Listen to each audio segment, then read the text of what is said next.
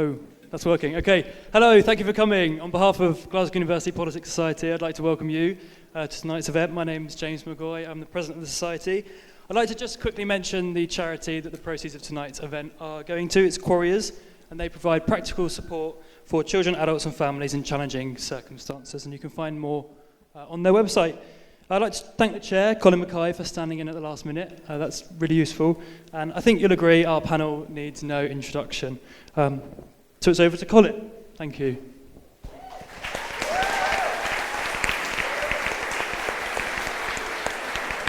Hello.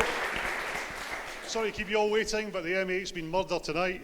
But we're all here now, and everybody's rearing and ready to go, because this is the first debate where all the Scottish party leaders have actually been in the same room at the same time. So maybe the Glasgow University Politics Society should be organising the TV debates down south as well, because clearly they've got the magic that the broadcasters don't.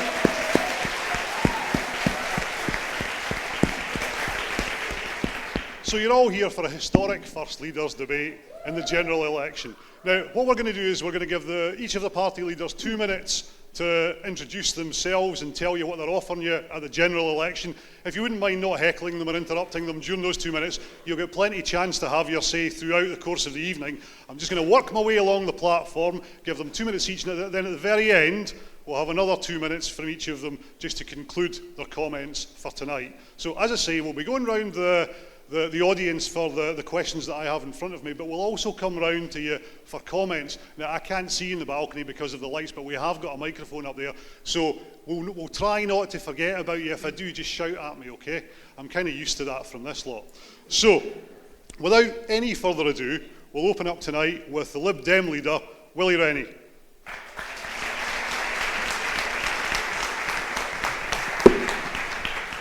This is the kind of time of year that politicians love, because we spend all our time on the doorsteps, knocking on doors, meeting people right across the country.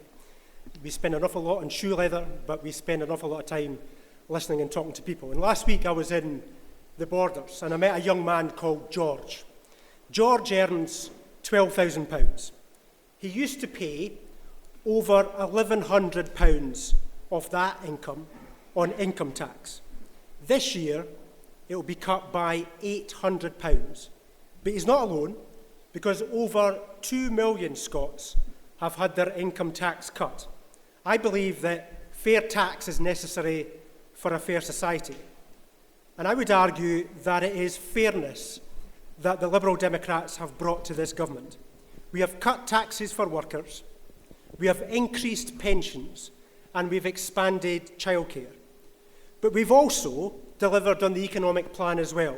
Jobs are up, growth is back, and wages are now outstripping inflation.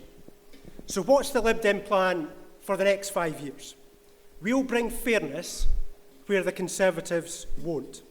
We'll bring economic competence where the Labour Party can't. And the SNP, well, they took their eye off the ball to concentrate on independence. And as a result, the police are in chaos, college courses have closed, and the NHS went into crisis. Liberal Democrats in government will invest in the NHS and education. We will balance the books and keep the economy on track. We will deliver more powers for Scotland, but crucially, inside the United Kingdom. And we will pass 5 green laws to protect our environment. But let me just, in conclusion, return to George. I don't think he should pay any income tax at all on that kind of wage. And if returned to government, that's what we will do. For those on the minimum wage, there will be no income tax at all. That's why only the Liberal Democrats can be trusted for a strong economy and a fairer society, so that there is opportunity for everyone. Thank you very much. Thanks, Willie.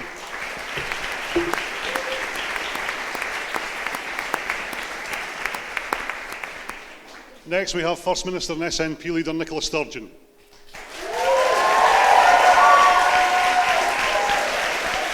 Thank you. It's lovely. It's really lovely to be back at Glasgow Uni.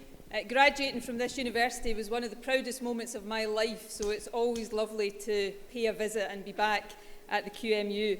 A vote for the SNP in this election is a vote to make Scotland's voice heard loudly and clearly at Westminster. It's as simple as that. It's a vote to make sure that Scotland has real power and real clout, to make sure that our interests are protected and that Westminster parties don't get away with sidelining Scotland like they have so often in the past. A vote for the SNP is also a vote to shake up the Westminster establishment, and it's a vote to deliver progressive politics.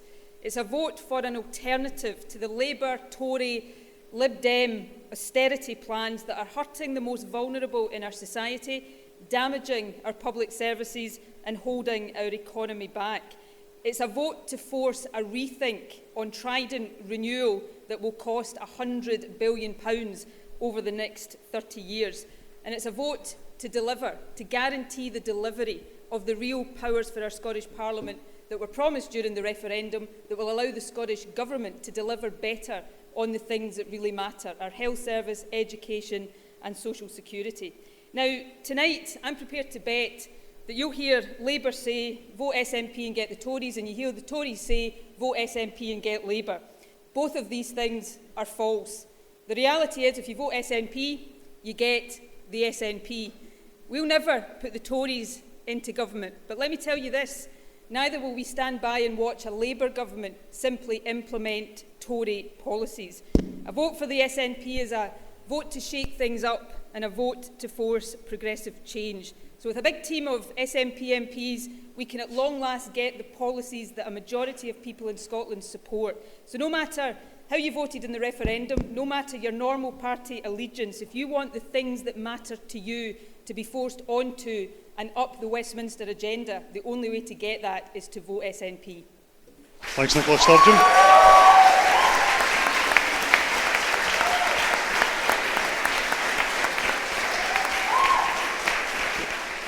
Okay, next we have Labour leader Jim Murphy.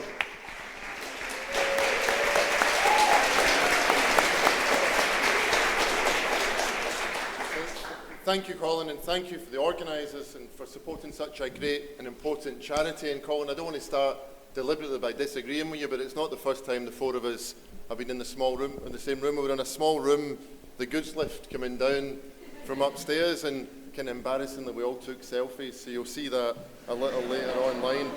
Kind of who said politics is kind of trivial and superficial, not me. In 2 months' time, Scotland will decide whether Britain has a Tory government and decides who governs the United Kingdom. This is the most important election in Scotland in my lifetime, not only because the differences between the Labour Party and the Tory Party are bigger than they've been for so many years, also because the decision that we take in Scotland will decide the governance of the UK. And I know that there are some Labour supporters thinking of voting SNP this time because you want change. And my message is clear, the Scottish Labour Party can be that change. And Nicola started by saying that she doesn't want to stand and watch Labour introducing Tory policies. And I'm glad she doesn't, because that's not what we're going to do. We're clear about our approach to Tory austerity over the past 5 years, and we don't want a full decade of it. Tory austerity policies have been confidence sapping, they've been poverty creating, they've been 0 hours contracting, they've been food bank boosting, and they've been NHS threatening. And we'll call time and that cold, callous experiment an economic policy that's causing so much harm to our country, and we'll also do things differently. There's too much inequality in our country. We are now a nation of food banks and bankers' bonuses. You can't have social justice on the cheap. So uniquely on this platform tonight, I'll admit to the fact that we will put taxes up to help pay the costs of social justice. We'll increase taxes to 50p in the pound so that working class kids can get a £1,000 increase in their bursaries. We'll also give £1,600 to working class kids who never go to college or university because they shouldn't miss out. And just finally, we'll change the rules at work so there's an increased minimum wage, a living wage, and we'll make sure that the United Kingdom remains engaged in the world beyond our own borders. The stakes of this election are huge. The Tories want to crash public spending at a rate not seen since the Second World War, and we have the power in our hands to stop them. Let's come together and make that happen. Thanks, Jim Murphy.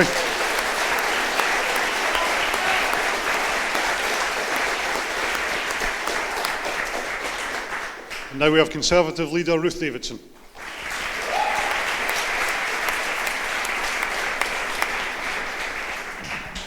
Thank you very much. 5 years ago, a laughing Labour Party left a note that said, "Sorry, there's no money left," as they left office. It was supposed to be a joke, but it wasn't very funny. And the situation was worse than there was just no money left. We had one of the biggest structural deficits of any major economy. We had rising unemployment, falling employment, and limited growth. And since then, we have taken and had to take some tough decisions, like freezing pay, like bringing down the deficit, like slimming the state in order to get the country back on track. And it's not been easy, and it's not been popular, but it is working. The UK is now the fastest growing economy in the world. We have record numbers in employment. The deficit has been halved. Interest rates are at record lows. So we've also nearly doubled the income tax threshold so that part-time workers and low-paid workers are taken out of tax altogether. So because of the tough decisions we've made, we've got more people in work, keeping more of their money and paying less for things like their mortgage. Both the minimum wage has gone up faster than inflation, the state pension has gone up faster than inflation, and last week the Institute for Fiscal Studies confirmed what the OBR had already told us, which is that inequality in this country, having peaked in 2010, is now falling. Pensioner poverty is falling. The OECD came out and said quite recently that we were having a quote-unquote textbook recovery, and they urged other nations to follow our lead. Now, that's a whole lot of facts and statistics, and I know that times have been tough, and I know that it hasn't felt like things have been getting better, but they now really are. So my pitch at this election is simple. It's let's not undo all of that hard work. Let's not go back to when Britain was up there with Greece in terms of the size of our deficit. Let's stop dumping our debts on our children and our grandchildren, and let's start taking responsibility for our country now. I'm pretty straightforward. I want a strong Scotland at the heart of a united kingdom, and I want a united kingdom with a strong economy that works for the people of Scotland. And that's what I'll be campaigning on at this election. Thank you. Thanks, Ruth Davidson.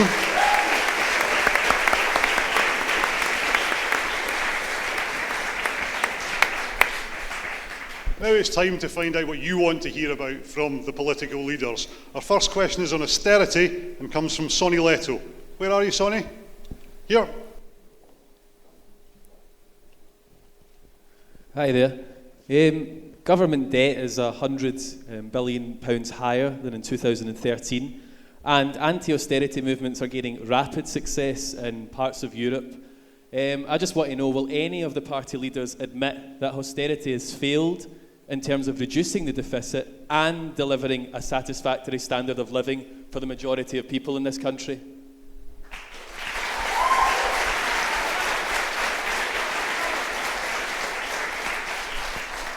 Come to Nicola Sturgeon first on that. I think austerity has failed, and it's failed completely and comprehensively. It's failed for two reasons and in two ways. Firstly, it's penalising the people who can least afford to live with austerity. The Tory Liberal cuts have hit the 10% of poorest people in our country hardest. Disabled people, women with families, they're all bearing the biggest burden. But secondly, it's failed because it's not working in its own terms.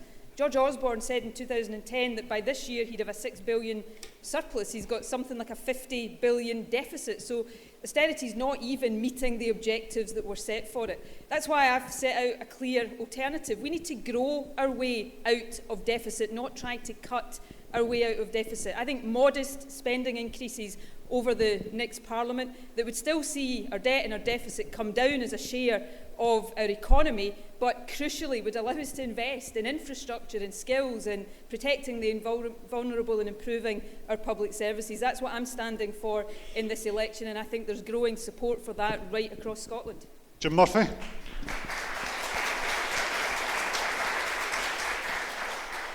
Of course the current approach is failing so many people who are hurting. There's been such a massive increase of people who are in zero-hour contracts across the country. Now, some of you may be in that situation, but for those who have a family, the idea that you have no idea how much work you have tomorrow and whether you have an income next week is no way to live your life when you want the dignity of work. So we'll do things differently. And honestly, folks, you can describe a problem or you can try and deal with a problem. So I said earlier we'll put taxes up on those who earn over £150,000, put it up to 50p. We'll use that money to invest in working class schools all across Scotland. We'll introduce a banker's bonus tax to guarantee young people a job, training or an apprenticeship. We'll introduce a mansion tax on houses worth over £2 million across the United Kingdom to fund the National Health Service, and we'll also change the way in which pension savings are treated, which will raise £200 million for public investment here in Scotland. And what will I do with the money? If we're elected in May and in 2016, we will put that money to good use, helping working class families get on in life and escape the heritage of the austerity created by the Conservative Party. Ruth Davidson.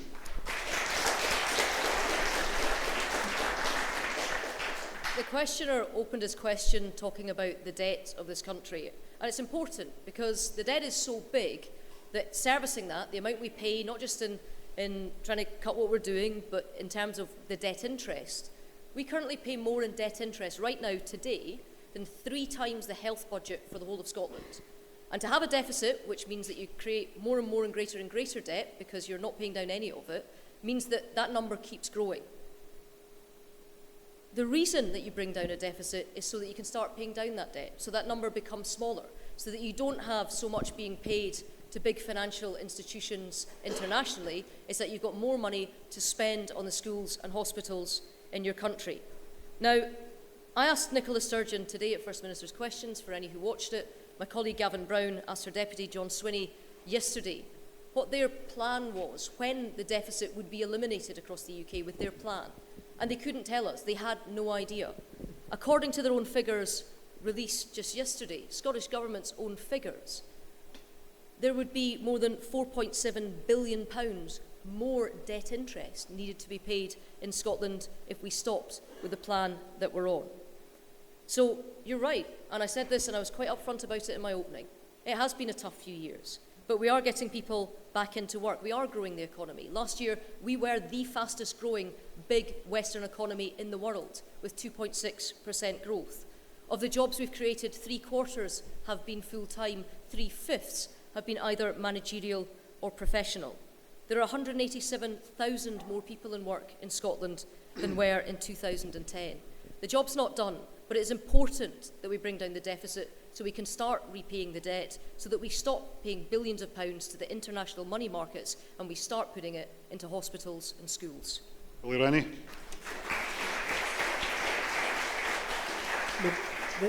This is about a balance. This is about trying to spend as much as we possibly can to stimulate the economy without spending too much to unsettle the markets. Because if you unsettle the markets, the bond rate go up, and therefore your interest rates goes up, and the payments that Ruth has just talked about go even higher.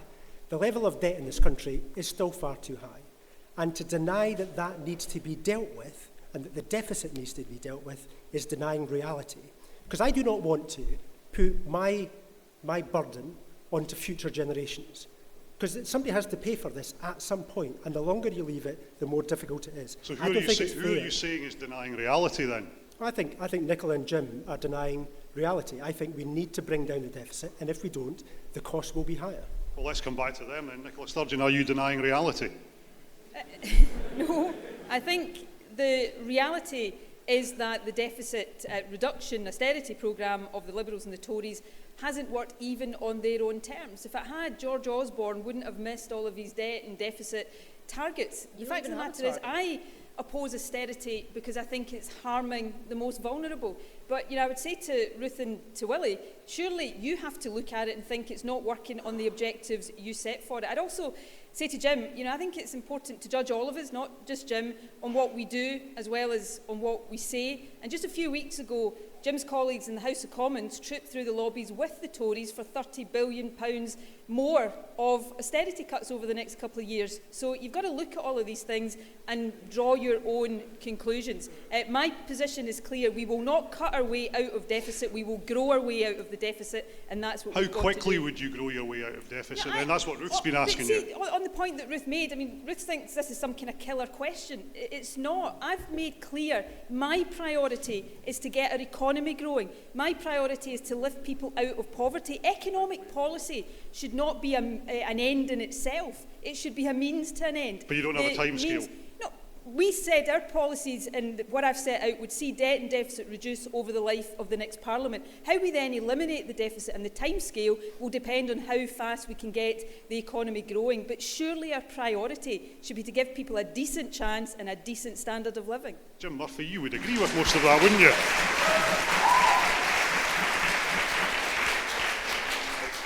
I'm not here to kick Nicola or the SNP, because this is a contest between ourselves, the Labour Party and the Tory Party. But on the basis, Nicola, you've said, and on the basis, Nicola, on the basis you said what you said, in the House of Commons last week, the Labour Party tabled a motion against Tory austerity. It called for spending cuts. The SNP didn't even bother to vote because in the motion it called in the for House. spending cuts. That's why we didn't vote for it. Nicola and the SNP can say all the things they want about the degree of moral indignation that many Scots have about Tory austerity. But what is it you do about it? We stand here as the only political party willing to say that someone has to pay the bills. And if you earn over £150,000 in Scotland, we will increase the amount of money you have to pay to contribute towards those bills. And what we heard today is about the government figures on Barnet. Look, Scotland benefits from the pooling of sharing resources across the United Kingdom. The referendum was last year's disagreement. It's now a debate about what's the best way of funding Scotland within the United Kingdom. The Barnet formula enables Scotland, a country that, of course, yes, including tax, pays £400 more per head of population into the UK Treasury, but we get £1,200 more back per head here in Scotland. So I don't want Ruth's austerity, and I don't want Nicola's austerity. I simply want working class families to be doing a lot better and being able to provide for themselves and their families. Everybody's ignoring your austerity, Willie. I want to see if anybody in the audience has got anything to come in with on that. Is anybody concerned about what they're hearing from the party leaders? Happy with what they're hearing from the party leaders? Does anybody care? Is there anybody there? There's people up the top. Where? Right, go on then. Take in the microphone. Don't point at me. Tell me who you are and what your point is. Sorry, I'm Craig Paul. I'm interested that Jim Murphy seems to have avoided the question entirely and hasn't actually answered whether or not Labour support austerity, and hasn't answered the question of why Labour voted for 30 billion more austerity in Scotland. He completely avoided it and went on a policy kind of grabbing mission. You are familiar with the fact that these are politicians. Anybody else? Somebody at the back there? Yep. Jack Taylor, this one's for Nicola Sturgeon. You talk about how you're going to sort of increase and boom the economy. Could you tell us how an SNP government would increase and boost the economy? Anybody else? I didn't hear that. How can you increase the economy? How can you grow the economy? I think is what he's asking you. One more? Right, just in the wee raised bit at the back there. Hi. I'm just concerned at the fact that Jim Murphy continues to talk about how his mansion tax is going to contribute to the Scottish NHS when health is a devolved issue, and how can he promise that the budget will go towards that? So okay, I'll come to you, Jim, first on that. What was your name, sorry? Deborah? Deborah. Okay, now Deborah. We'll come to you first. Okay, no problem. And Deborah and Craig, I get a sense I might not be able to convince you, but I'll have a shot at it. Give him a go anyway. Deborah, on the mansion tax. It's Jennifer, I think. Jennifer, sorry, couldn't hear you. That's right, yeah? Sorry. Don't get the idea of Labour-Tory cooperation here, but sorry, Jennifer. I seem to be a bigger hit with the ladies than you, Jim, that's all I'm saying. At least I can get their name right.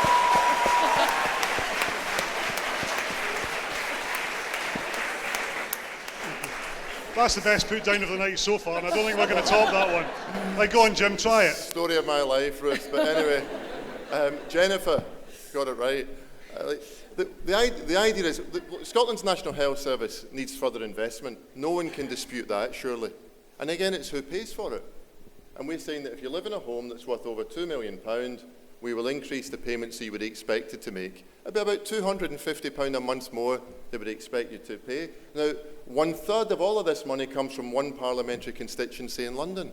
So it's a real transfer of wealth from the south to the north. It's a real transfer of wealth from those who have the most to those perhaps who need the most. And that's a fair way of pooling and sharing resources across the United Kingdom. Now, of course, that's a policy for May of this year. We would introduce the mansion tax, and what we're saying is that we win the election in May, and in 2016 we will use that money to fund Scotland's NHS. I think it's a pretty sensible thing to do, because if you want more money for the NHS, I just don't think you can take it from the middle classes, or from the working class who are struggling very hard at the moment to pay their bills. Are you in favour of austerity, as the gentleman asks? Now, we voted in the House of Commons last week against austerity, and we're pretty clear about that. So you're against austerity? Look, we all know, every politician, we're against what the Tories are doing, of course we are. But if every family has to balance its books, every government has to balance its books, every student union has to balance its books, but it's how you do it. Well, and we are absolutely opposed. At the moment. Pardon, the books aren't balanced at the moment. We're in deficit in Scotland, we're in deficit in the UK. And the way to deal with that, in our opinion, is to increase taxes on those who have the most. Right, Willie, Rennie. Yeah, Nicola said that the economic plan wasn't working. Well, the last time I looked in Scotland, we'd had an extra 187,000 jobs since 2010.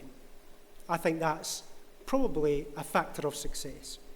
Our GDP in the United Kingdom is vying with the United States of America, the highest in the G7 group of countries, higher than France, that adopted a policy that Nicola is now advocating, and that is in stagnation in France. And we've also got wages, for the first time, for quite some time, outstripping inflation. So 3 good indicators of progress. Now, Jim also said about taxes. I mean, we are prepared to put up taxes. Well, this is not all about cutting public services, unlike the Conservatives, who do want to just impose it all on cuts to public services. We want a proper split, 80-20 split in terms of taxes and public spending. But we would put up taxes on pension relief. We would put up taxes on the banks, a special corporation tax for banks. We think that's the fair way to do it. We cannot deny this needs to be dealt with, but it needs to be done in a fair way, and that's what we'll advocate. Ruth Davidson. Well, I think in Jim's first answer, it was really interesting, because he was talking a lot about, he said things like, this is about who pays the bills, this is about how we pay the bills. What he forgot to say was whose bills they were and whose government racked them up in the first place, and it was his. I think, what's interesting is that there has never been, in the history of time, since the Labour Party existed, it has never left office with unemployment lower than when it started. Ever. They put people out of work, we're trying to get people back into work. And I think when it comes to the mansion tax argument there, Jim, I think you're going to have a tough sell, not just with this argument, but if you're going to continue this throughout the campaign, because even Peter Mandelson today came out saying that this isn't going to make any sort of money. Even Peter Mandelson? This is it might affect him, but I don't know, maybe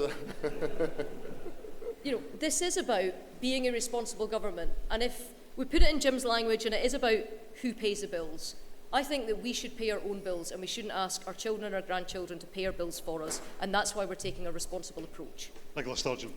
Let me just try and run through some of the points that were made from the audience. Jack, my apologies, I didn't catch your question, so if I'm not answering the question you asked me, feel free to catch me at the end. But if it was, as Colin said, how do we grow the economy?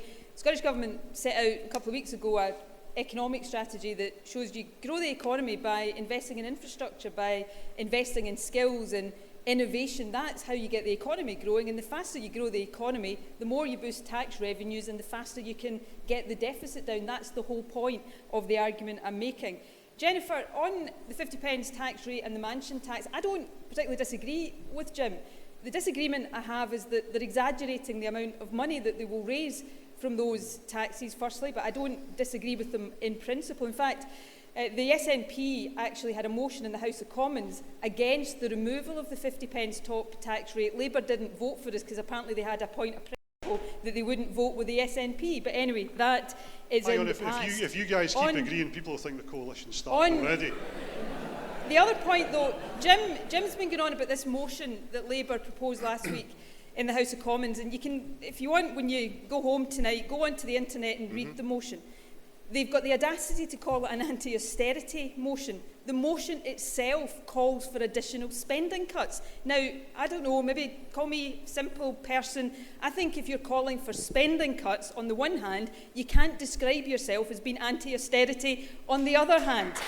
So, if you want a clear and principled position against austerity, then it's the one I'm offering. So you're anti-austerity, but he's pro-austerity. Well, he calls for spending cuts. Now, you know, people can draw their own conclusions, and this Which had taxes an would you implication. put hang up? on, you're Nicola, in which government. taxes would you Well, put hang on up? a minute. No, but which Hang taxes would you put up in Scotland? You're in government and you've had to make those spending cuts. Well, we have had our... But this, firstly, on Jim's question, I can only answer one of your questions at the time, but I'm happy to answer them all. Focus on I mine, agree I'm with in you on the charge. 50 pence Is there better? tax rate, but in terms of the Scottish Government, that's the last point I was going to make here. Our budget, as a direct result of austerity in the Scottish Government, has been cut by 10% after inflation in the last 5 years. The Westminster plan for the next 5 years is to cut it by another £14.5 billion. That's £1,000 for every person over that period. So if you don't want those impacts on a Scottish budget, you have to vote in the general election for a party that's actually going to stand up and be counted against austerity. Anybody in the balcony want to come in on austerity before we move on? Somebody there waving at me. My name's Owen. I just wanted to ask, obviously, like, a lot of the sort of issues that we hear about in the general election campaign from down south, like to do with education or healthcare or whatever, aren't exactly the same up here because it's all devolved, so it's only like levels of spending that makes a difference. So I was just wanting to ask, like, first of all, what do you think about the sort of Barnett formula arrangement, and if you were wanting to sort of change it to something else, how do you think that would affect austerity in Scotland? And there was somebody just along from you, had a hand up. Yeah. Jim and Nicola have been saying that like austerity's failed, but to me what they're proposing is something like they're already doing in France and most continental Europe, like spend to grow policies. And our growth in Britain is 2.8%. Last time I knew about France, it was 0.1%. Surely it's better than 2.6. Surely it's a good thing is that by using austerity, well, not by using austerity, surely it's better. We have 2.7% more growth than they do, whilst still using austerity, which is better than, by what I can see, their basic policy, which is basically the French policy, Right, which is spend to grow. Okay, I'm going to focus on the Barnett one because that came up at First Minister's questions today. They say you've got a Barnett bombshell because of full fiscal autonomy, and it would cost us, well, £4 billion for the last year. I don't know if this is going to come as a huge shock to anybody in here tonight, but I believe that Scotland should be independent and in charge of their own resources.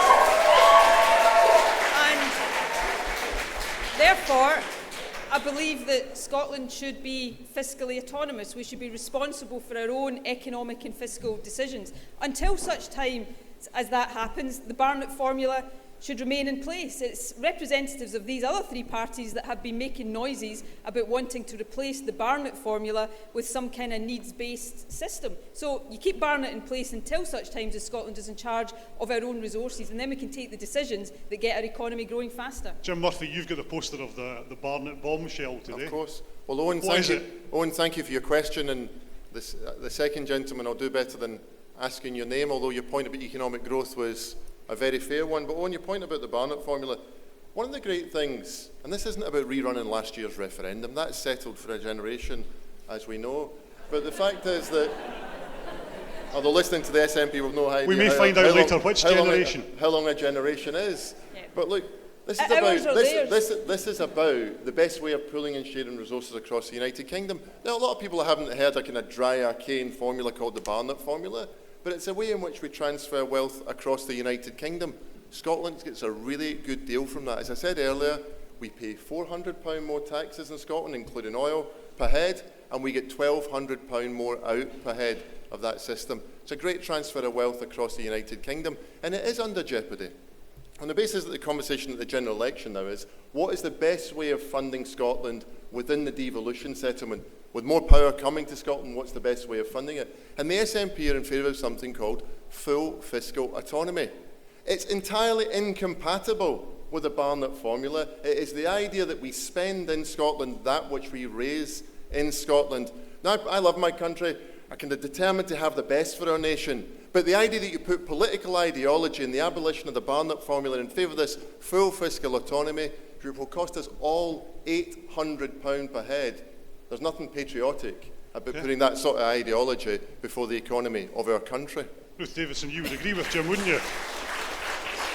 You would agree with Jim, wouldn't you? I think I would take a slightly different tack. I mean, I again, for those who watched it today, I asked Nicola about this issue. I asked her to explain to me when the Institute for Fiscal Studies took the government's own figures that she stood up and she published yesterday and said that the gap was so big, it was the equivalent of 15 pence in the pound on income tax for everybody that's earning in Scotland next year. That's what you'd have to pay extra just to make up the public spending that we get right now as part of the United Kingdom. I asked her to explain why the IFS analysis was wrong, and she didn't, and she couldn't. Her answer was that, but that would start the next financial year in 3.5 weeks' time, so we're not going to be fully fiscally autonomous then. And the point that she was making is that, that wouldn't be good for us right now. And that's kind of the whole point of being part of a larger family of nations, in that some years you pay in and some years you get more out. And actually, I think that irrespective of the pounds and the pence and all the rest of it, that's something that I wanted to be part of. And it's no surprise, in the same ways it's no surprise Nicola advocates independence, it's no surprise that I don't. I've just spent the last 2.5 years explaining why I want to continue being part of the United Kingdom that Scotland helped build. Now, yes, there is an economic part of that, and the economics make good sense for us here in Scotland, but that's not the only part. So I'm not going to back Jim or bash Jim, and I'm not going to back Nicola or bash her, but I think that we should all take a long, hard look at the information that's available and make up our own minds. Brief word, Willie. You'll find that Jim, Ruth and myself agree that Barnett should stay. The only person on this panel, who wants to get rid of it is Nicola, and she's afraid to admit it, because this report sets it out very, very starkly. £800 per head in Scotland. That would be the price that every person in this room would pay.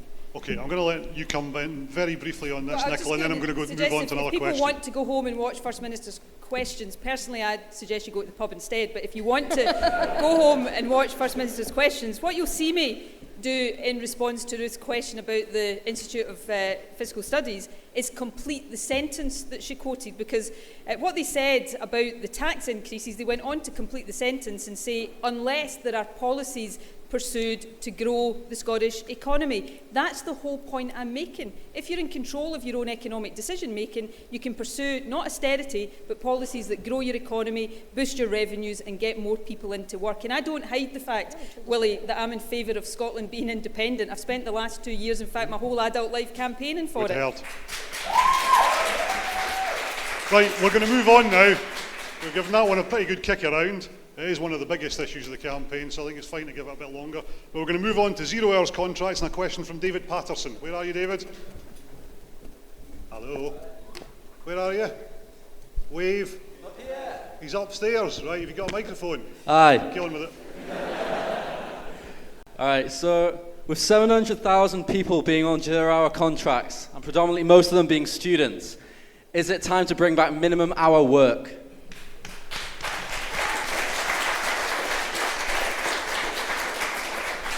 Jim Murphy, you've already touched on 0 hours contracts, so I'll come to you first. Well, again, I said at the beginning, not everyone will have a personal experience of 0 hour contracts, but members of my family do. Members of my family with children to provide for. And they have absolutely no idea how to pay their rent. They can't get a mortgage. They can't get any affordable loans, or they have to go to high street moneylenders. It's an impossible way to live your life. And I tell you what's the worst about it, is that some companies insist that you have to be exclusively contracted to them. You cannot be contracted to anyone else whatsoever, and yet the company won't guarantee you any hours whatsoever. I met a young man a week or so ago who had 1 shift in 1 month, and that's been his only income. There's all sorts of other abuses on these 0 hour contract that have got to end. Now, for a tiny number of people it suits them, pensioners who work at B&Q, and they've argued for that, and some people work in that kind of recreational sense, but that's a tiny number of a tiny number. We have to change this, because why should people who want the dignity of work and who want the ability to provide for their family, have to rely on food banks. When tens of thousands of people in work, let alone those people who are out of work, who are sanctioned by the Department of Work and Pensions and have to go to food banks, we surely can't be a country where people who want to work can't provide for their kids and have to go to charity or food banks. That's why the Labour Party, we are clear, we will abolish exploitative 0 hours contracts come May if we're elected. Willie, Rennie.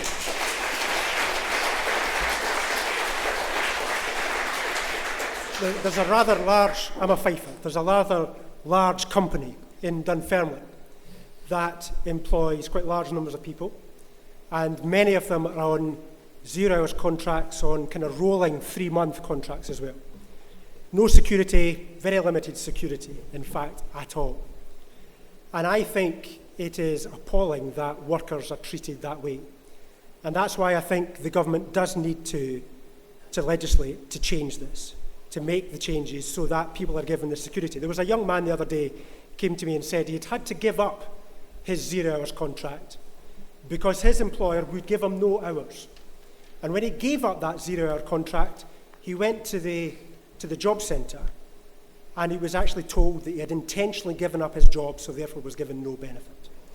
That needs to change. It's unacceptable, and that's something I'm determined to try and change. But your party hasn't been able to change it while you've been in government. No, Vince Cable has been reviewing this area. But he hasn't done anything about it. We're only about, because what, 7 weeks to the election? For the reasons that Jim's outlined, because there are some people who it benefits, some students it benefits, some older people it benefits. So we've got to legislate and legislate carefully. Nicola Sturgeon.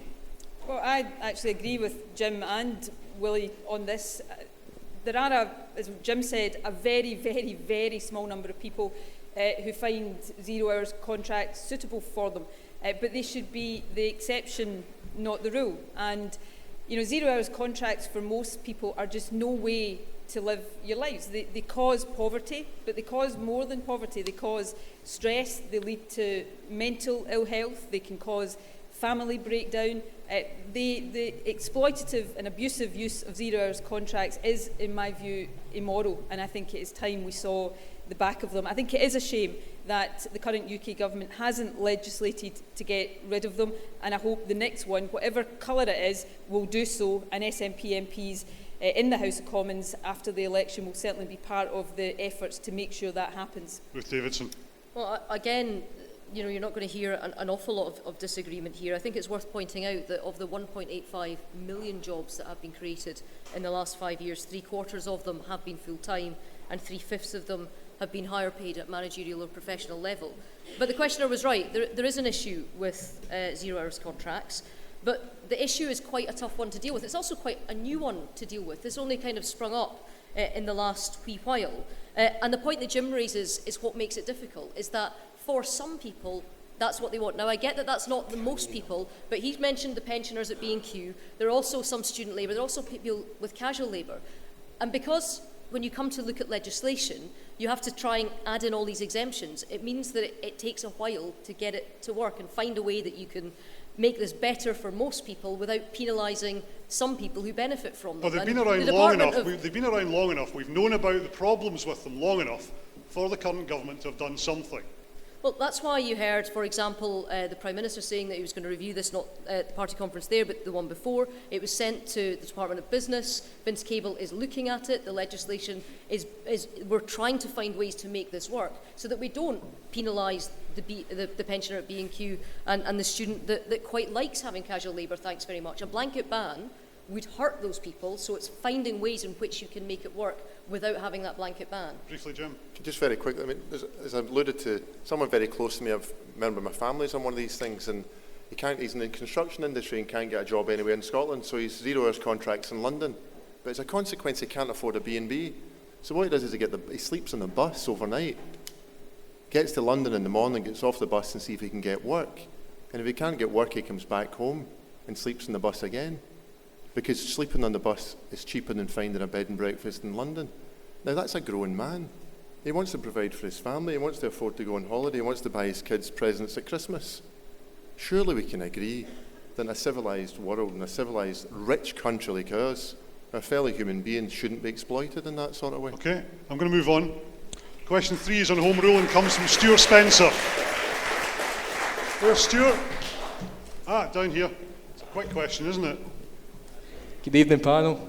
My question is, what is home rule? That's it. Not much time to think. What does it mean to you, Willie, Rennie?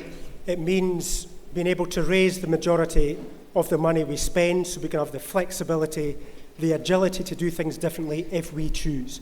Just now, the Scottish Parliament doesn't have that financial muscle, and with that financial muscle, we can make the difference. It also means having a Scottish welfare system worth £3 billion, but also making the Scottish Parliament a permanent institution, an integral part of the United Kingdom, so it's a more equal partner within that United Kingdom. To me, that's home rule within the UK.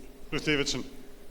For me, home rule is very much like Willie said. It's about having much more of the levers of economic power. It's about having many more of the levers over social policy. But it is maintaining your relationship within the nation state of which you are a part. Do you have a line in the sand? Not for a while. Jim Murphy? It's about more decisions that make sense being taken here at home. I mean, at a local level, it means more powerful local councils. Glasgow City Council and others having more power, and it means a more powerful Scottish Parliament as well. But as others will say, it's about pooling and sharing resources as well within the United Kingdom. Now, I'm a member of a trade union, but because I believe in people who are in a union are safer and more influential at work, and they happen to be higher paid. I believe in the trade unions at work, and I believe in a social union on these islands. In a dangerous, unpredictable world, I think it's more sense for our four nations to pool and share resources. But I believe in a more powerful Scottish Parliament, which is why at this election we will promise not just the Smith Commission proposals, go much further than that as well. How much further? What will you do? And particularly on welfare. What? There are 5 new powers we talk about on welfare. I'll go through them all if you fancy. We will give Scotland and the Scottish Parliament the power to introduce new social security benefits if we wish.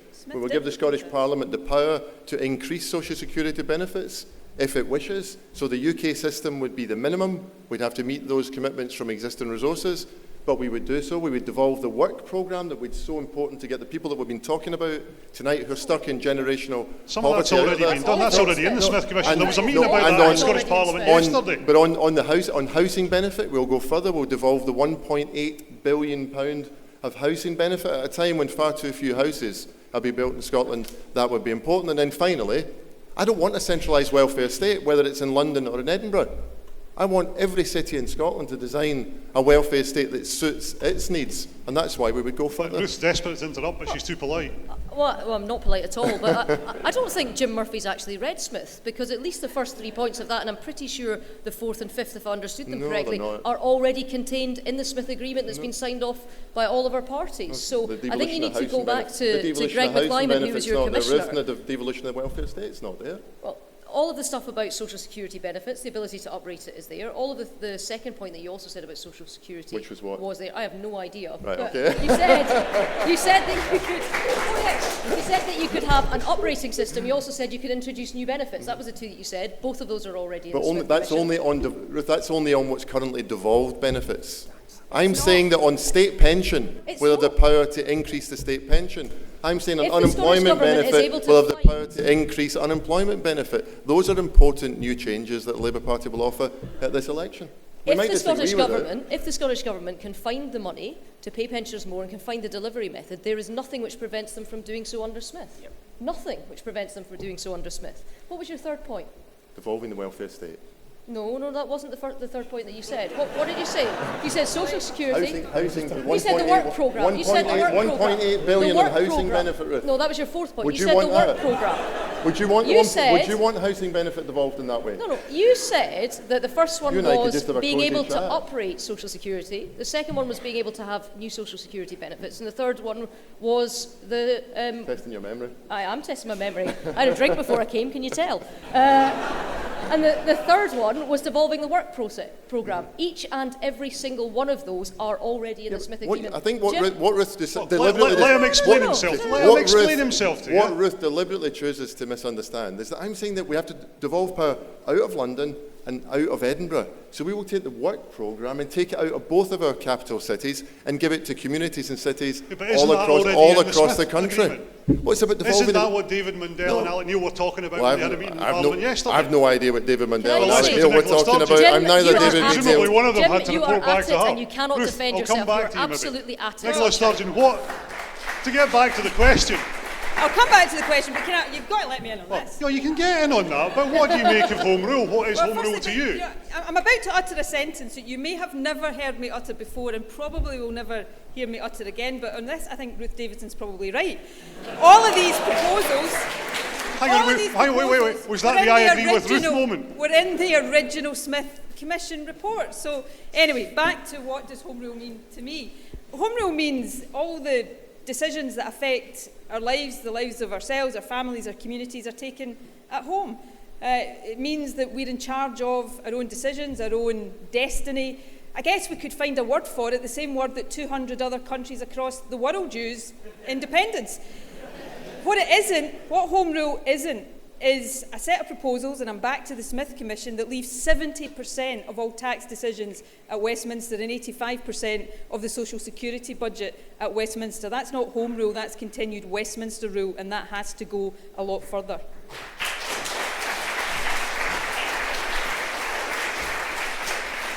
Meanwhile, back at the argument, have you got any final points? To be continued. Right, let's move on, because we've got a lot of questions to get through. The next one is on coalition building. Alberto Martinez de Arenaza, where are you? At the back, excellent. Hello. My question is, in case that none of the major parties enjoy a substantial majority, which is the best option for a coalition for each of the parties here represented?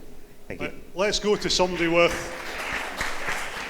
some experience of coalitions. Willie, Rennie. Who would you do? It's not a blind date, okay? I'm not doing the Cilla Black thing.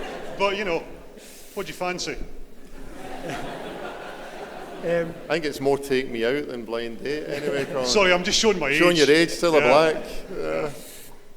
We take a very pragmatic approach to these issues. We are prepared to work with others where we can agree. We've seen in the Scottish Parliament, I've worked with Nicola on a range of issues, including the budget, on Leveson, on the press regulation, to minimum pricing on alcohol. We worked together on those issues. Jim's party and my party have worked together in the Scottish Parliament. We formed a coalition for 8 years. And one thing that I never thought would happen, we formed a coalition with the Conservatives for the last 5 years, which you all know about.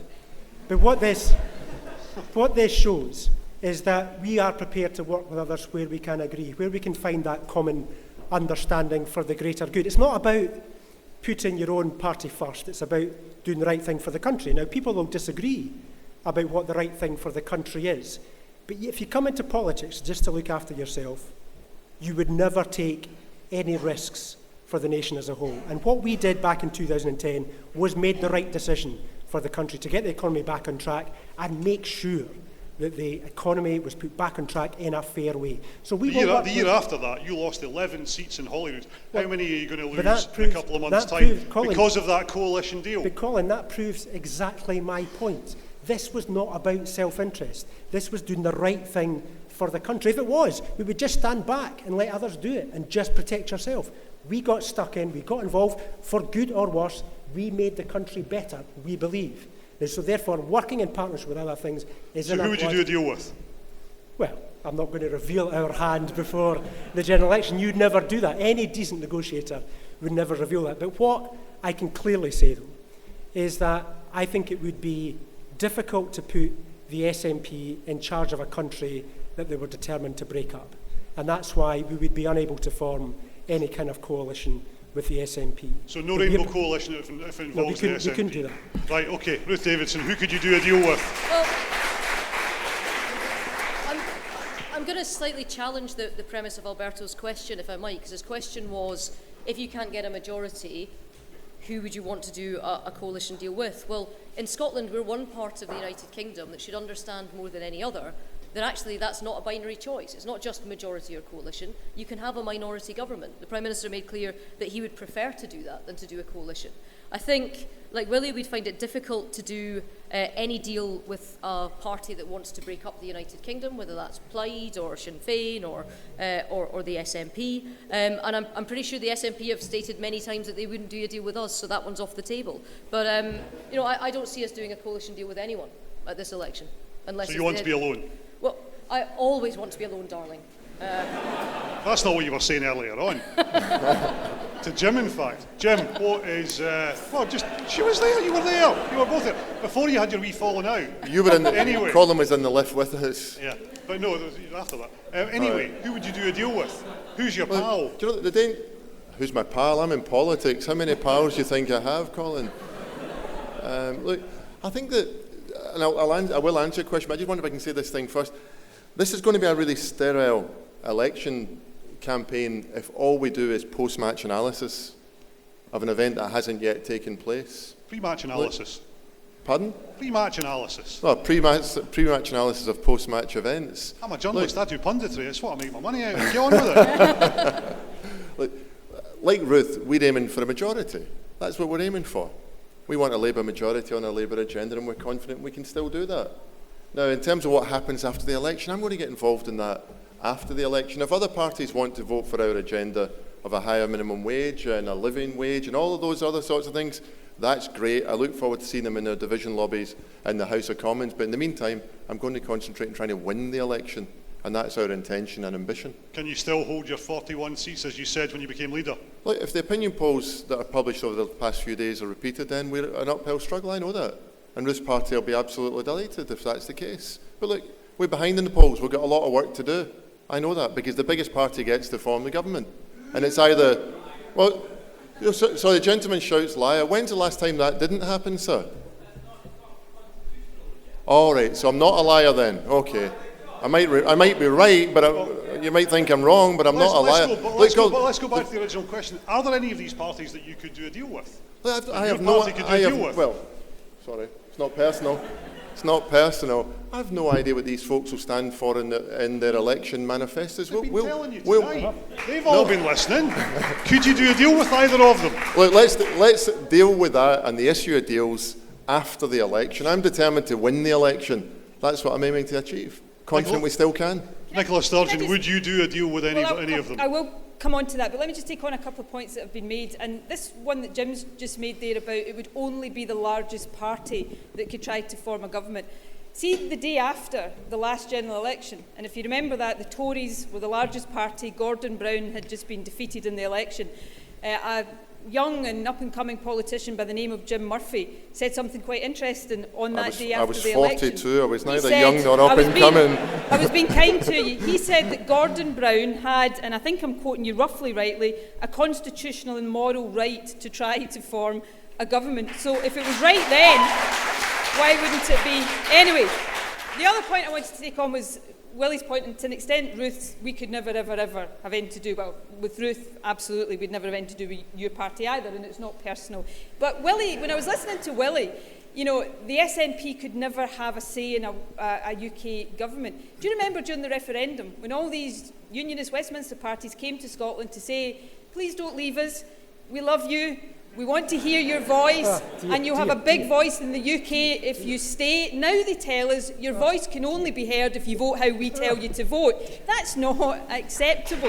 Now,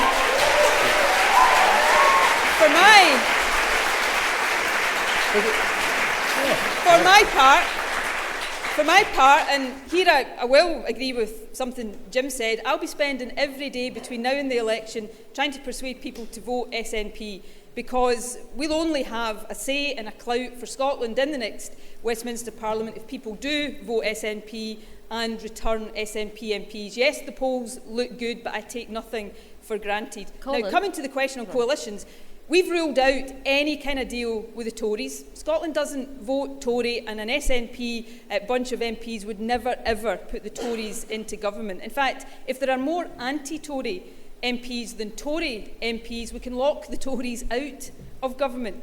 Beyond that, we'll act in Scotland's best interests. I would love to be able to build alliances with other progressive parties, like Plaid Cymru in Wales and the Greens, build a progressive alliance that can force progressive change in the UK. Okay.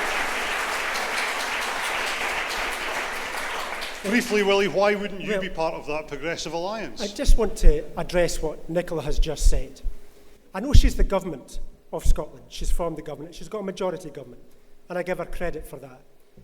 But to suggest that the SNP are Scotland and Scotland is the SNP shows how conceited these people have become. They do not stand for Scotland. Scottish people stand for Scotland. And just one more thing, Colin. You could not have Alex Salmond as Deputy Prime Minister. As soon as you turned your back, you'd have the screwdriver out and you'd be dismantling the country. That is not something that is sustainable and something we will not put up with. Jim Murphy, briefly. I wondered where that screwdriver was going, Willie. Wait, what was the question? Oh, I remember. The gentleman over there shouts liar at me and everything else. Look, when is the last time the party that came first in the general election didn't form the government? It just hasn't happened since there was adult universal suffrage in this country. Just that is the rule. That's the kind of arrangements of British politics. But I want to pick up on Colin. I just want to pick up on Colin. I want to pick up on what. I'll let you speak if you've got a microphone. But I wonder if I can just pick up on one point that Nicola made, which is that all you Westminster parties came from London, came to Scotland. Nicola, I live in Scotland. This is my home. You don't own this country and you don't have an exclusive right on patriotism. This is our country as well, and because you're a nationalist doesn't give you an exclusive right to say that other parties aren't also patriotic. We didn't come to Scotland. I live in Scotland. I'm of Scotland. I love my country. I want what's best from it. And nobody should ever try and claim the conceited possession of that sort of idea.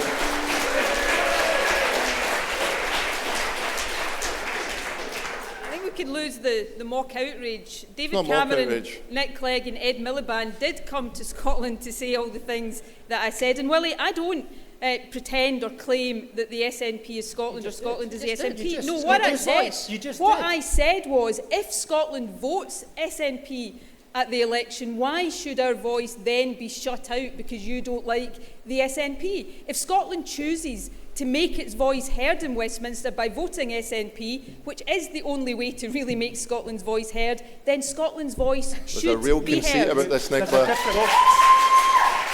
Hang on. I'm going to let Ruth come in very briefly because she hasn't been back in on this. There are 59 seats in Scotland. In each of those 59 seats that you will be voting on at this general election, it will be Scottish people in Scotland doing the voting to return a Scottish MP to the benches of the House of Commons. Scotland Voice will not be increased, decreased, pushed sideways, up, down or under if there are more SNP or not. There will still be 59 Scottish MPs in the House of Commons. Right. Let's move on from that then. Trident, Rebecca Grant, where are you?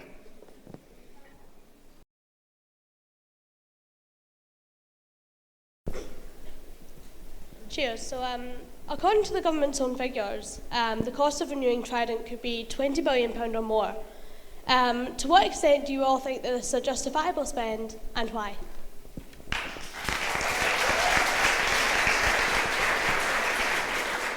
Ruth Davidson, can you justify spending £20 billion on Trident? Well, first of all, I think we have to be very clear about what we're spending it on, because quite often people who are against nuclear weapons try to claim that we're spending it on new nuclear weapons. We're not. At the moment, there are warheads that sit upon Vanguard-class submarines. The submarines are at the end of their life. I would quite like it if we had nuclear weapons, with the nuclear weapons that we have, if they sat on submarines that weren't at the end of their life, and they sat on submarines that were safely able to hold those nuclear weapons. The renewal cost for Trident is expensive because the submarines need to be good, but let's just talk about what it is that we're trying to achieve in the world. I want a world where there are no nuclear weapons at all. Now, there are two ways of doing that. You either work with other countries to reduce stocks, or you just give up your own and expect other countries to do the same. In the last 20 years, there's only been one country that's unilaterally disarmed nuclearly that we know about, and that's Ukraine. I think in terms of what we have done in the past, Tony Blair, I never give him credit for anything, but this is the one thing I will give him credit for. He worked with his colleagues in America and in Russia and reduced the global stockpile of these countries by more than a third. That's what we need to be doing, is bringing it down multilaterally. But I'm telling you right now, when we brought in the first Trident-class submarines, when we brought in the first Vanguard-class submarines that Trident sits upon, it was about 25 years ago. I do not think that the world is a safer place than it was 25 years ago. I think it is a less safe place. I think that the function of any government is to look after the safety of its citizens and to make sure that they are safer now than they were 25 years ago. So I'm not planning to unilaterally disarm. I want to work with other countries around the world to make sure that if we're getting rid of nuclear weapons, then by God, Russia's getting rid of them too. Yeah.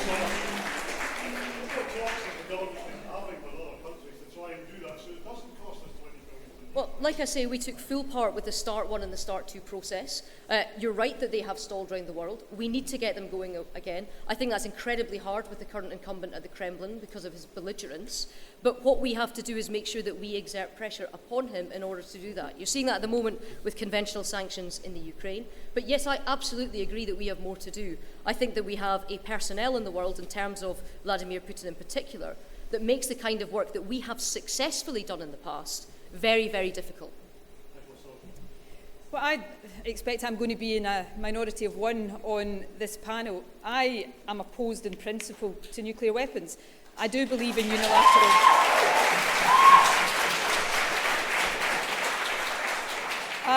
I do believe in unilateral nuclear disarmament, and I don't believe you make any dangerous military situation safer by having nuclear weapons in the midst of it. But even if you don't agree with any of that, there is then the financial argument. You know, we've spent the first half hour or so of this debate talking about austerity, talking about cuts that are hitting vulnerable people or public services, being a drag on our economy. And in parallel to the cuts that have been imposed and the cuts that are planned by Westminster, we're also seeing contemplation of a decision that would, to renew Trident, that wouldn't cost 20 billion, it would cost £100 billion over the next 30 years. There was a report published last year that mapped out the 30-year annual costs of that. During the 2020s, that cost would peak at something like £4 billion a year. Now, I'm sorry, that's money I'd rather see spent on schools and hospitals and giving young people the best start in life. And my last point would be this, multilateral disarmament. I've said I'm a unilateralist, but I think the multilateral argument would have more credibility coming from Labour or the Tories if they weren't at the same time planning to renew the UK's nuclear deterrent. How can you claim to be a multilateral disarmer if you're renewing your own system? That's not reducing it, that's renewal. Not the missiles, it's the submarines. I don't think I can be any clearer on where I stand on Trident. Is that a yes or no? Is that a red line? Yes. Okay, well, that's clear.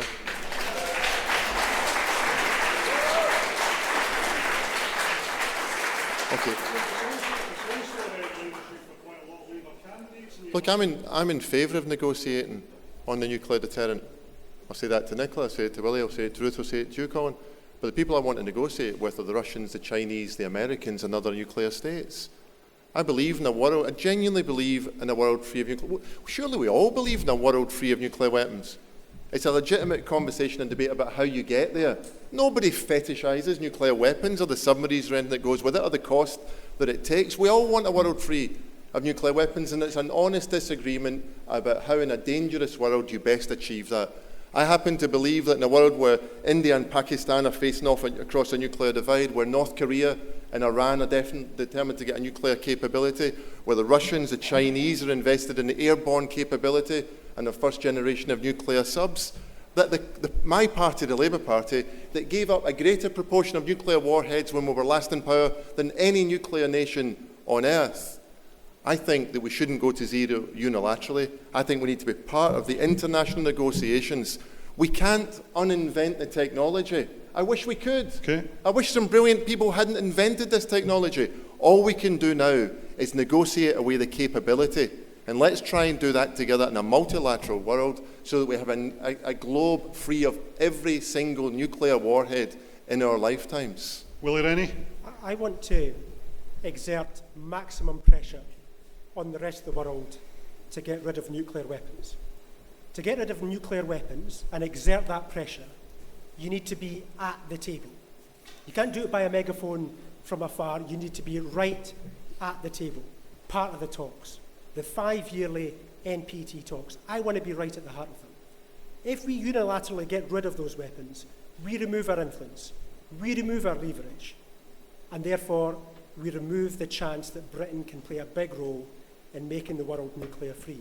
Now, I agree with Jim. I don't want nuclear weapons. I want to move away from them. I don't agree with some people who think we should keep them forever. But if we think that we'll increase our influence by getting rid of the weapons, then we're very naive indeed. Okay, we've been round them quickly. I'm going to move on to another couple of quick questions just to finish off. Matthew McPherson, where are you? Can somebody see? Ah, yeah, there you are. At the back. If a large number of SNP MPs are returned at the general election, will it lead to calls for a second independence referendum?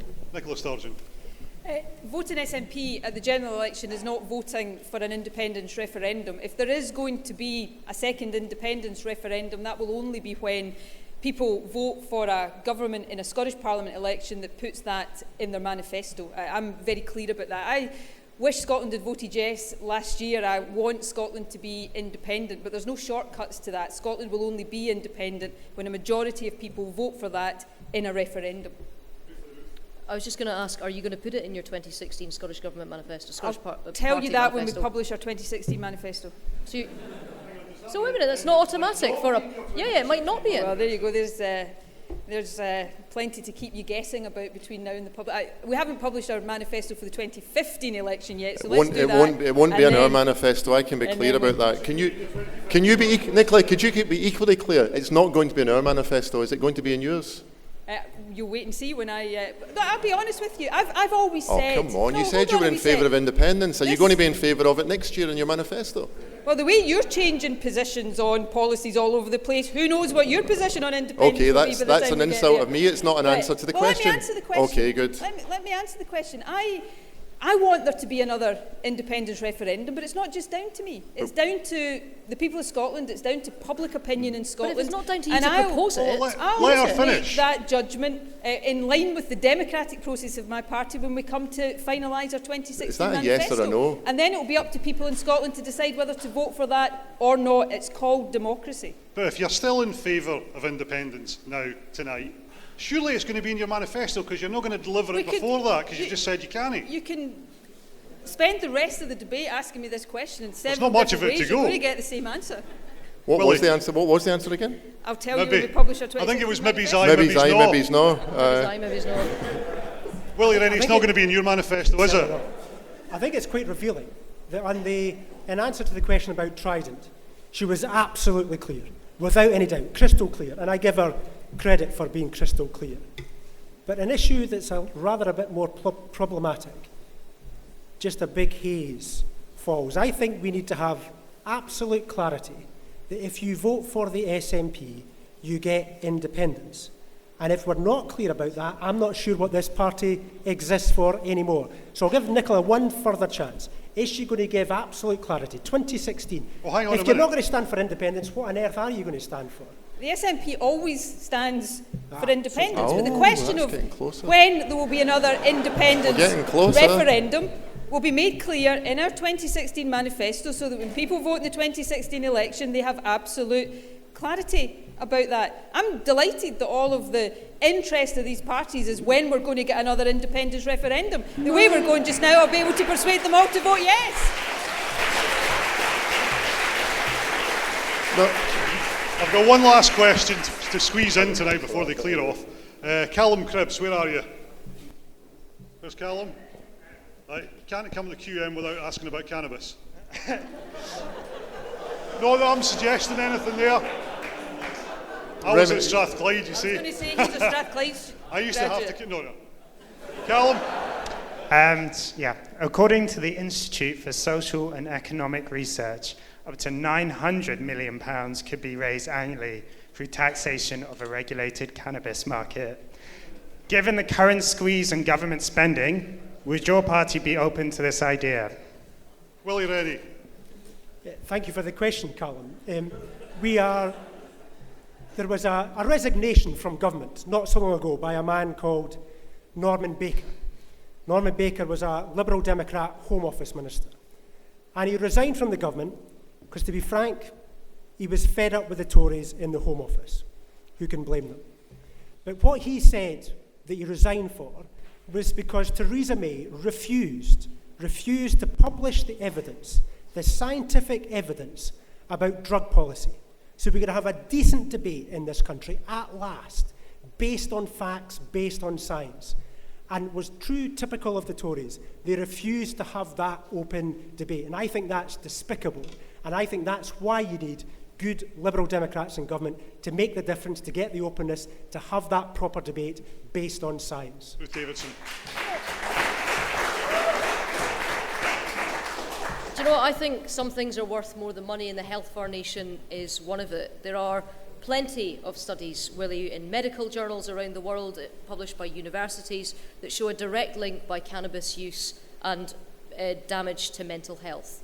We've been having a huge discussion in our country, both up here and down south, about what more we can do to help people across the mental health spectrum in this country. I don't think that legalising cannabis and seeing a greater use of it will help in that front. And the other thing that I will add as well to this, I spent part of last week at the ERI emergency unit in Edinburgh talking to doctors and nurses. And they said that one of the biggest problems that they have is legal highs. And sometimes, and this was a direct quote from the doctor that spoke to me, there's new drugs all the time, they never know what it is, they don't know how to treat them. They have sent people home that they thought had sobered up, or whatever you do from that, whatever the word is, who 2 days later had taken their own life because they did not understand what was involved in that. We need to have a discussion not just about one drug, Callum, but we need to have a discussion about lots of other drugs as well. Why did the Home Office block the publication of that report then? If you were so interested in having that proper debate, moving on from the just say no policy, why did you block the report? Well, look, there have been any number of studies, Willie, about cannabis. Don't even, it gives it the authority. If you get a publication from government, it moves it on, it makes a difference. Why did you block it? If you're in favour of free speech and openness, why did you block the report? I have no idea which report you're talking about. I would quite like to see it if it exists. I don't know. I mean, you're telling me that there was one. Fine, I will absolutely believe you. Then yes, I would probably like to see it too, because I think we should have an evidence-based debate. Maybe we can send a joint letter to Theresa May and get her to publish it at last. Well, let's move to Jim Murphy just now.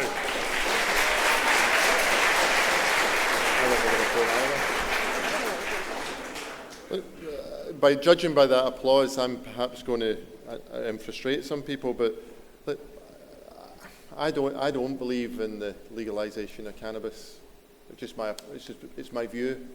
Now, of course, you're always guided by the evidence, but my instinct is backed up by what I've read about the impacts on mental health. I know a lot of people can enjoy the experience and it doesn't harm some people. I know all of that. And that's we're expected to rely on those experiences as a reason for legislation to allow everyone to do it.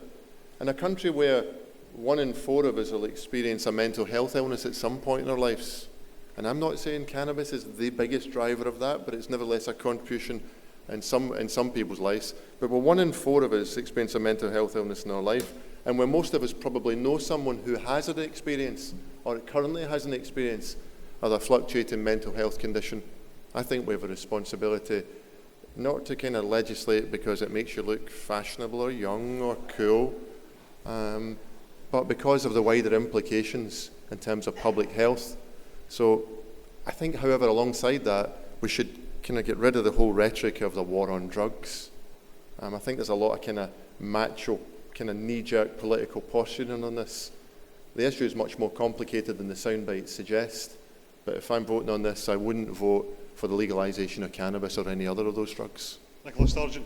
Well, I think where Willie is right is that again. we should always trust the public to have grown-up evidence-based debates, and I definitely don't think that suppressing evidence on issues like this helps a debate like this at all. I don't agree with the legalisation of cannabis.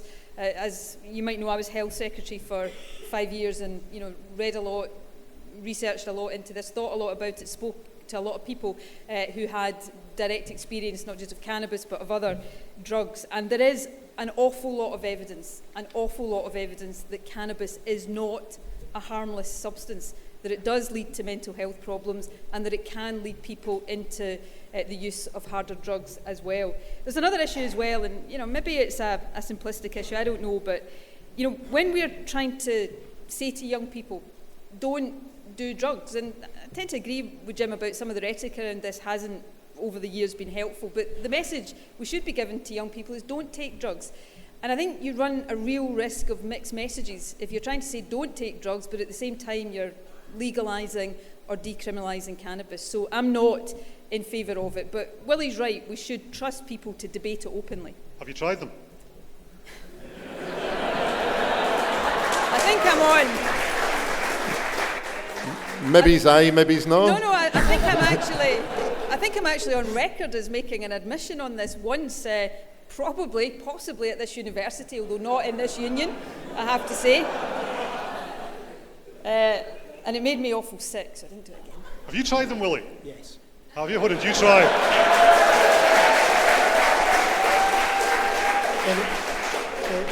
In my youthful days. Jim Murphy, you don't even drink. Have you tried them? Look, when I was growing up, and I'm not being true, it's a long time ago. I mean, where I lived, in the housing scheme that I lived in, glue sniffing was the thing. I mean, it just Did you? worked. Hang on. Did you try that? I don't remember. Ruth Davidson. Well, it just what? I mean, I'm not. At that time, drugs. I mean, I'm giving away my age. It was just a kind of working class thing to do, kind of sniffing glue at crisp pokes. It was like it was a dreadful, harmful thing that was in that community at the time. No one's judging you here tonight. I think a lot of people are judging me here Maybe tonight. they are. Ruth Davidson. I went to Buckhaven High School. What do you think? Well, come on, tell us. I'm with Nicola once or twice. It made me feel really sick. No, Nicola said once. How many times? I feel that's the right bombshell to end on. So, we're going to give each of the panellists 2 minutes to sum up and probably scat over that one quite quickly at the end there. Ruth Davidson, we'll go in reverse order. So, Ruth Davidson, you've got 2 minutes to sum up. Sure. Well, look, first of all, thank you very much to the audience. I know it's a mixed audience. We've had views from all sides of the political spectrum tonight. I thank everyone for the contributions. On my part, I'm a passionate unionist. I believe strongly in small government and individual freedom and economic competency and in educational choice, and that's why I'm head of the Scottish Conservative and Unionist Party, because I'm both a Conservative and a Unionist. Everyone knows exactly where I stand and what I stand for, and I promise that I will put forward the best arguments for both during this election. I promise to respect the views of others, even if I disagree with them, as I hope people that can agree I did during the referendum. I'd like to thank my opponents tonight, actually, for a very spirited debate. At one point this evening, we talked about coalitions and we talked about tactical voting and all the rest of it. Well, I don't believe in tactical voting. I don't believe in voting against what you don't want. I believe in voting for what you do want. I believe in voting for the policies you want, for the government you want, and for the Prime Minister that you want. I want a strong economy and a strong United Kingdom with Scotland at its heart. If that's what you want too, then please vote for it. Please vote Scottish Conservative. Thank you very much. Thanks, Ruth.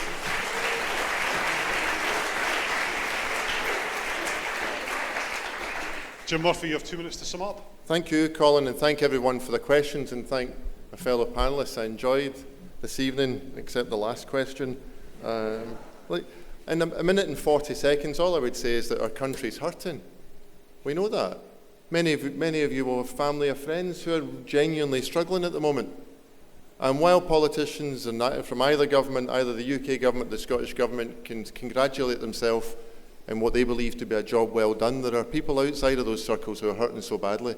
People who need an increase in their wages, people who need a living wage, the people who are struggling, the 84,000 Scots who are struggling on 0 hours contract, those who cannot find a home to live in to provide for their children. There are so many people hurting, and we need a change of government. But this election goes beyond our own borders. We spoke about Trident briefly this evening, but what we decide in this general election will have implications not in our own communities, but in other countries as well. And I think the UK is punching well below its weight in the world. I want the UK to stay resolutely engaged on Europe, engaged in international issues such as Ukraine, deal with global issues such as climate change.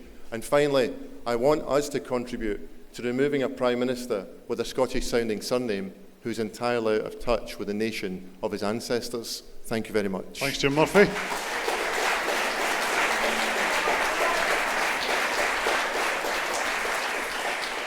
Nicola Sturgeon. Well, firstly, huge thank you to all of you here. This has been a most enjoyable debate. If the television debates are half as enjoyable, then I think we'll all be very happy. And thank you to Ruth. I'll be there. I don't know if anybody else We should get the Greens there as well. That opens a whole new debate.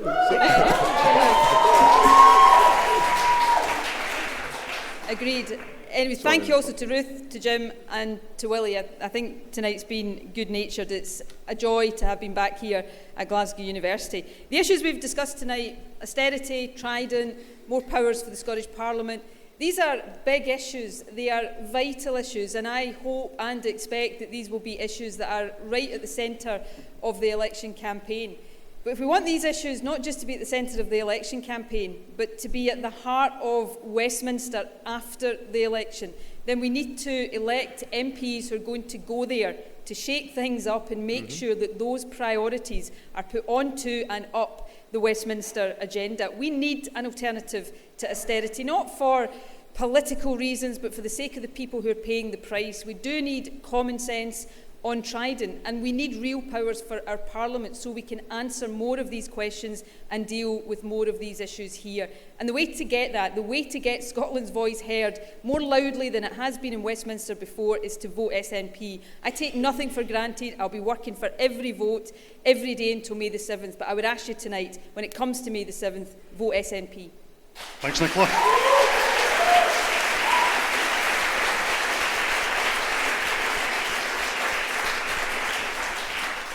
And finally, Willie Rennie. First of all, thank you for the questions, the humour, the engagement, the passion.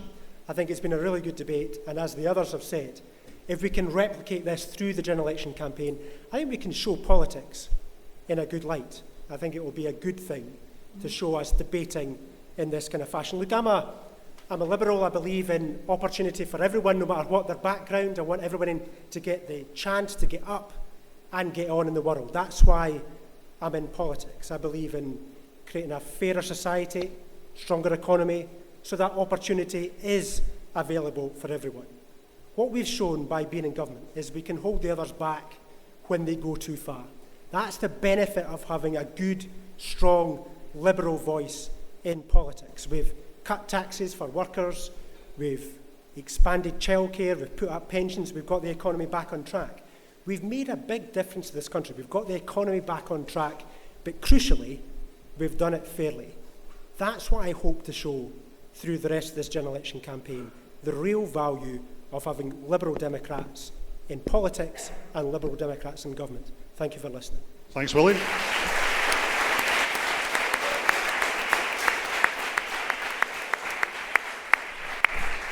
Well, that's it. You've heard the first ever leaders' debate of this campaign. There may be some more, might not, who knows? But you know that you were there at the first one. So if you could thank Glasgow University Politics Society for putting this on, but more importantly, if you could thank the panel for taking and dealing with your questions tonight. Thank you very much. Thank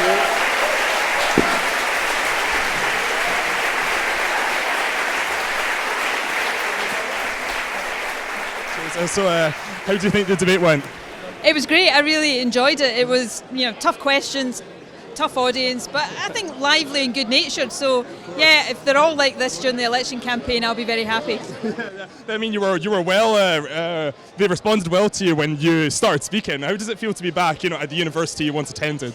Oh, I love coming back to the university. I mean, I spent some of the happiest years of my life here.